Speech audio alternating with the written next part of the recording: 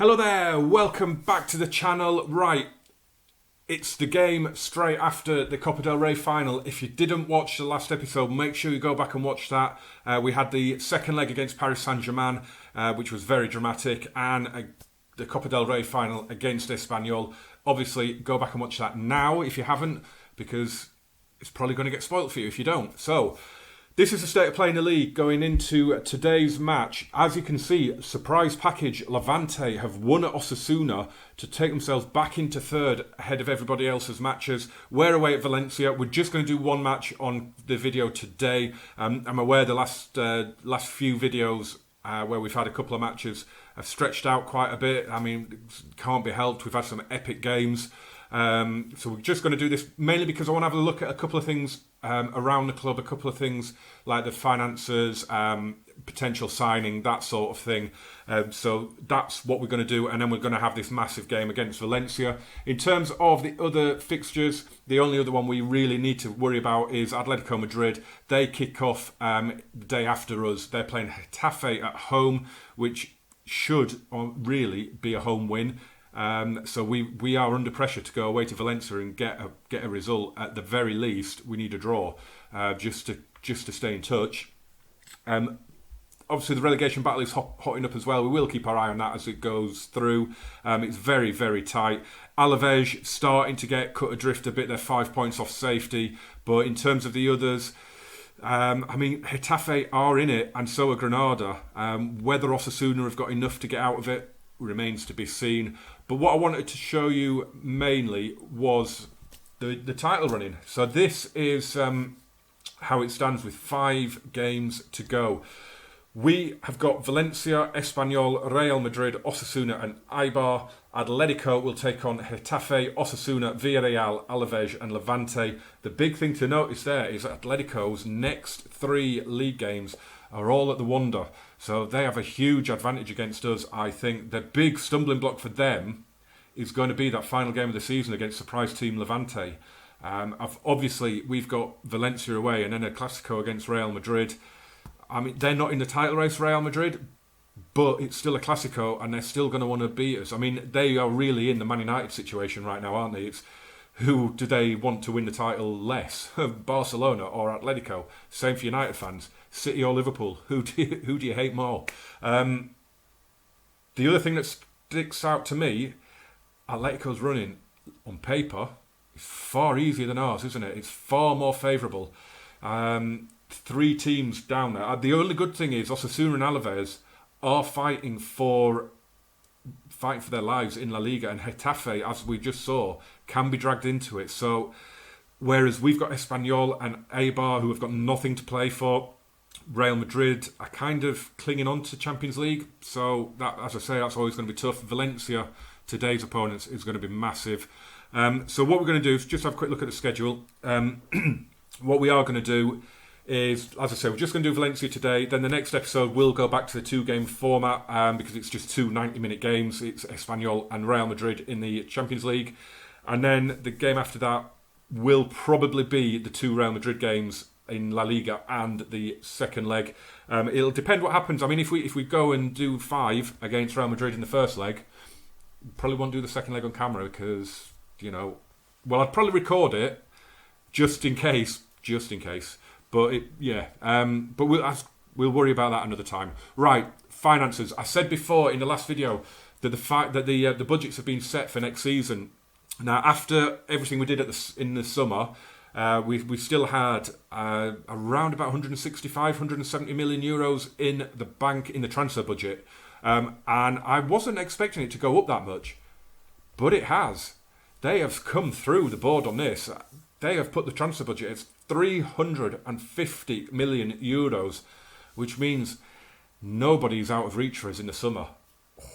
In terms of the wage budget, we are currently, 660,000 euros a week under that, which is fantastic. The players that we brought in cost a fraction in wages of the ones that we got out, which is great news. We've only got one contract expiring this summer, which is Danny Mora. He's got a move going. But we've got a good player coming back from loan in this guy, Emerson. He's out at Real Betis at the minute.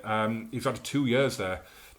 but he looks pretty good. To come in and back up Ricardo Pereira and Sergio Roberto, I'm really happy to have this guy in the squad. So that's the position we don't need to worry about. Left back, we don't need to worry about. We've already got Jordi Alba and Junior Firpo. We've got Juan Miranda down in the system as well. And we've got this guy who's away at Getafe at the minute, in Marc Cucurella. Why, in real life, did the club loan him out and then sign Junior Firpo? I have no idea. I would not have done that. This kid would have been in the squad this season without question. They do have an optional future fee. Didn't know that. I wonder. That could be taken out of our hands because if they come in and offer that 6 million, I'm not going to be able to turn it down, am I? And I don't want him to go. I want him to stay, and I'm not going to be able to. Can I talk to him about development? Keep up the good work. Thanks, boss. I want him to come back to us. I really like this guy. I hope Betis don't make that offer. I really hope Betis don't make that offer.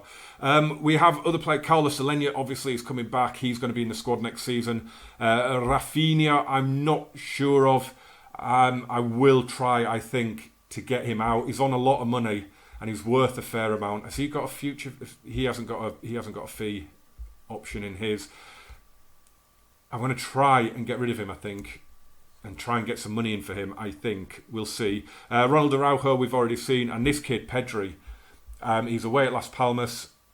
He's just fantastic. I mean, physically, not amazing, but he is only 17. He's not going to be in the first team squad. He's too good for the under-19s. And I'll need to talk to you about them as well. He's far too good for the under-19s, so he will play for Barca B when we get the Segunda B back in next season. Because if you missed that, I forgot to add that in as a league when I set up the save. Don't know why, but it's coming in for next season, so we will have the B team active, which is great because I think Abel Ruiz is going to play for them next season or go out on loan. Who else have we got? So that I wanted to highlight the players that are out that are coming back because they beef out the squad a little bit as well because the squad is quite short. Right, before we get to who I'm looking at maybe bringing in, let's just have a look then at the under-19s. Now, I've been watching the under-19s. I've been watching as many of their games as I can because it's been a lot of fun watching them. They are insane. They really are. If we have a look at the squad, I mean, there's a whole thing going around in real life at the minute with Louis Barry. You may have heard about it, that the development manager, the academy manager from West Brom, moved over to Aston Villa, and now Aston Villa are trying to get Louis Barry back from Barcelona when Barca signed him from West Brom. And apparently Barcelona haven't even paid a couple $100,000 they owe West Brom for him, which is insane. How can a club like Barcelona not have paid that money? But this is Louis Barry in FM20 coming up to the end of the first season.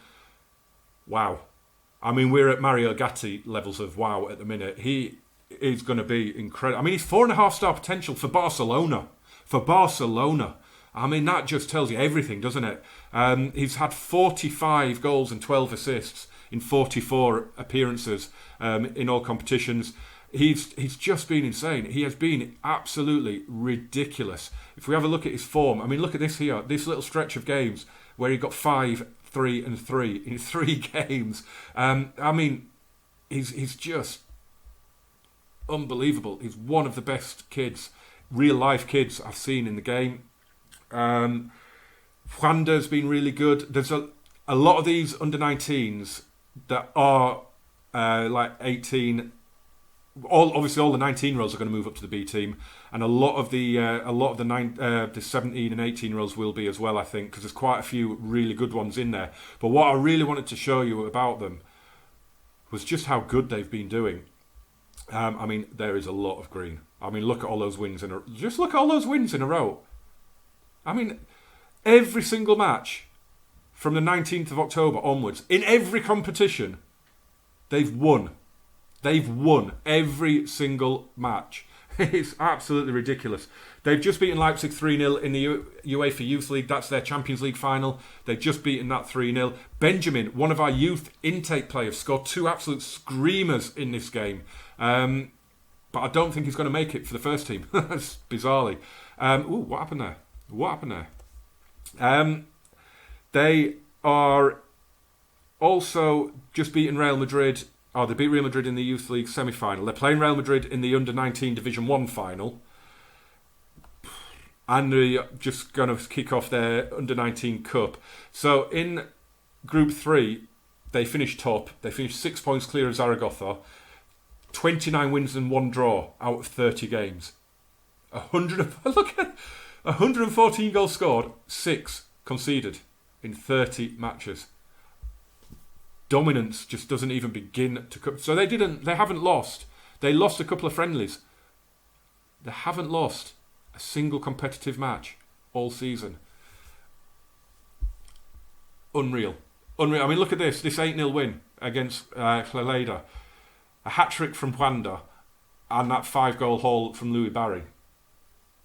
I mean, it has just been it's been brilliant watching them. It's been absolutely sensational watching them. It really, really has. Right, before I eulogise too much about them, let us have a look. I'm thinking a striker. I'm thinking of bringing in a striker for next season. Antoine Griezmann's done well. He went up to 30 with that hat-trick in the cup final. But I think we could do better. And Antoine Griezmann can actually play out on the left as an inside forward, and he's totally natural at that because he's either-footed, so he can play out there. So I'm quite happy to move him out there, take some pressure off Ansu Fati. Obviously the dream would be killing Mbappe, wouldn't it? That would be the dream. But he could cost us as much as 282 million. He'd probably take up, well, I mean, it says there up to 425 grand a week, but I think that would be, I think he would want more than that. I really do. But he's so good, isn't he?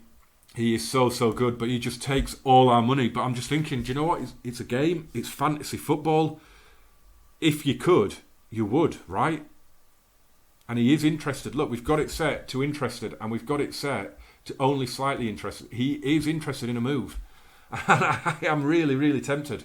The other one I'm looking at is going back to Lautaro Martinez. I tried to get him in last summer. He was really interested. We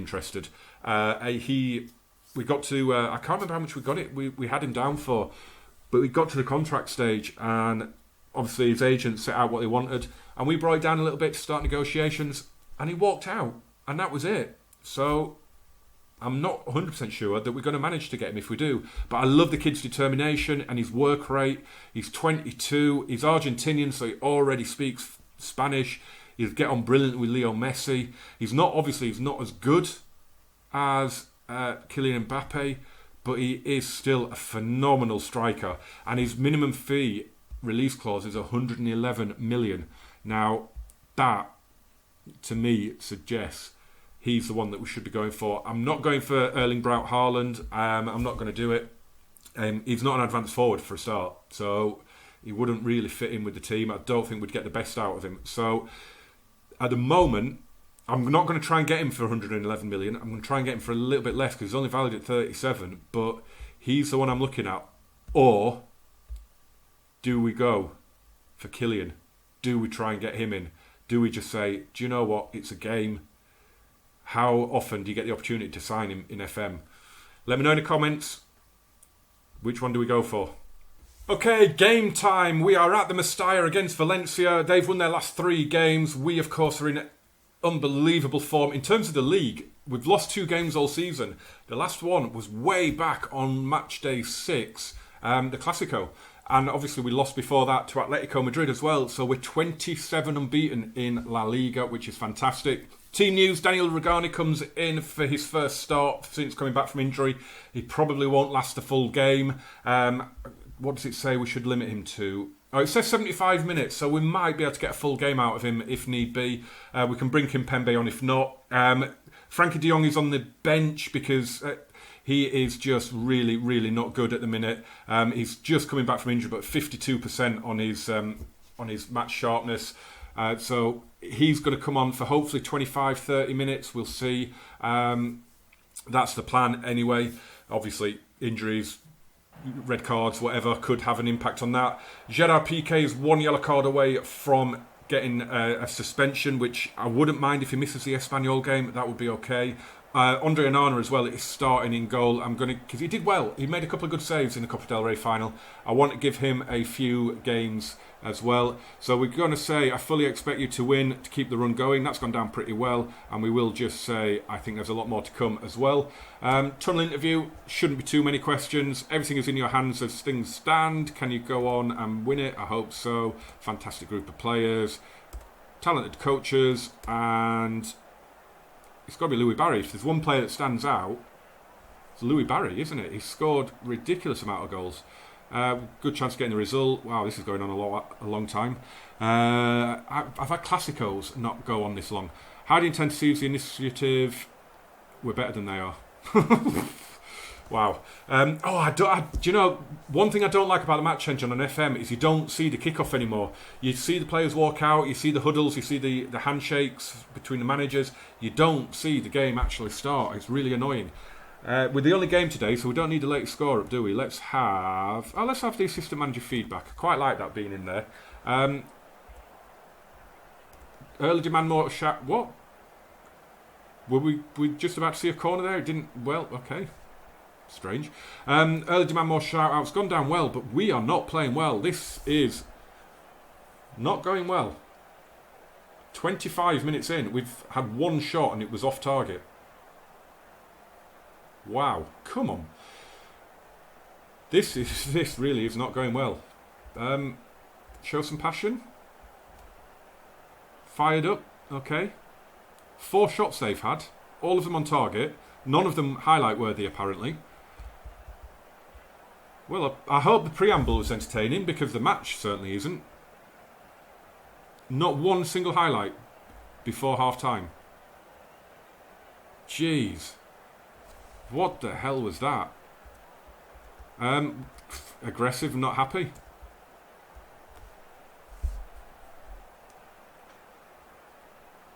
I mean, you are allowed to show highlights, you know. Come on.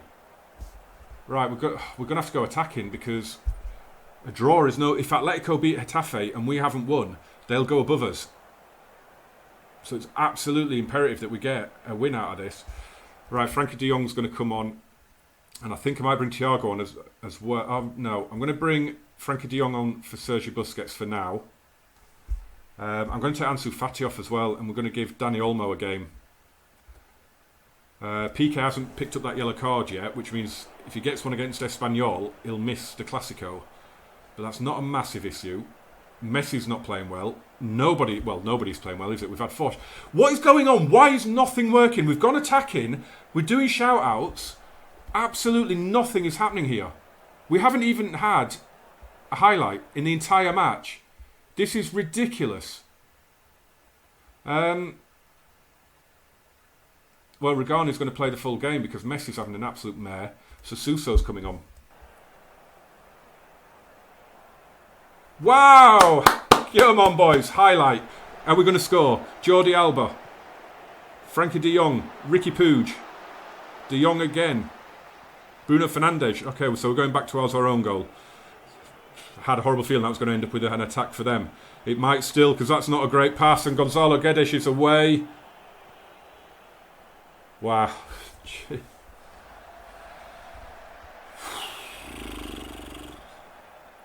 Ferran Torres has just come on. I really like him. He's such a good player. Don't think he's come up on my scouting network yet, actually. Bizarrely. But I really do like him. What happened there? Dani Olmo did so well until the finish. Why didn't you show us the shot? Thank God. Bruno Fernandes with the corner. Headed away. Regani.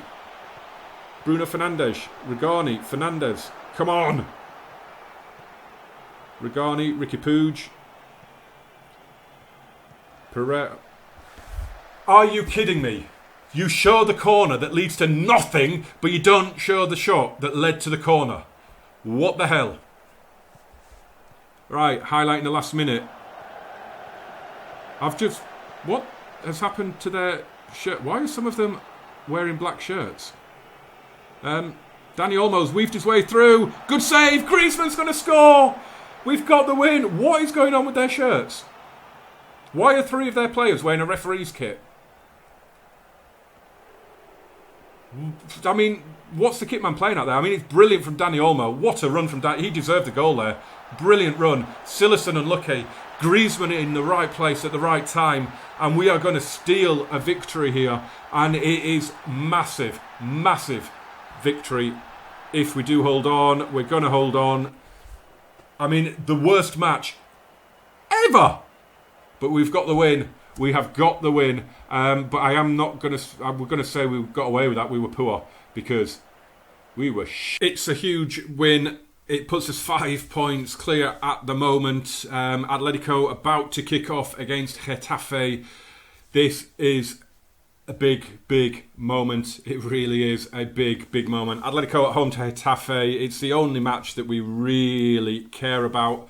They're going to win it. They have won it. They have smashed them 4-0. Not a surprise. We might as well just go through and see what else happens. Betis have drawn with Mallorca. Hernandez with a last-minute equaliser after Fekir put them up. Villarreal have won. Real Madrid have dropped points again. They are in real danger of not even making the Champions League here, Real Madrid. And Zidane is still their manager, I think. He is.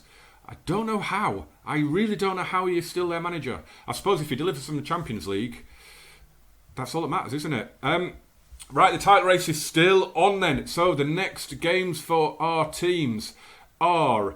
We are at home to Espanyol, and just before our match, Atletico play Osasuna. So that is going to be the next video. We're going to do Espanyol and the first leg against Real Madrid. Those are going to be the next 2 games. So make sure you come back and join us for that. Are we going to manage to see this through? Can we hold off the challenge of Atletico Madrid and win La Liga? Can we get past Real Madrid and win the Champions League? We're going to find out in the next few days. Thank you very much for watching this one, guys. As always, you've watched, so like, share, and of course, the most important one, subscribe to the channel. Jump in the comments and in the description down below. And I'll see you very soon for 2 huge derbies. Thanks for watching, guys. Adios, amigos.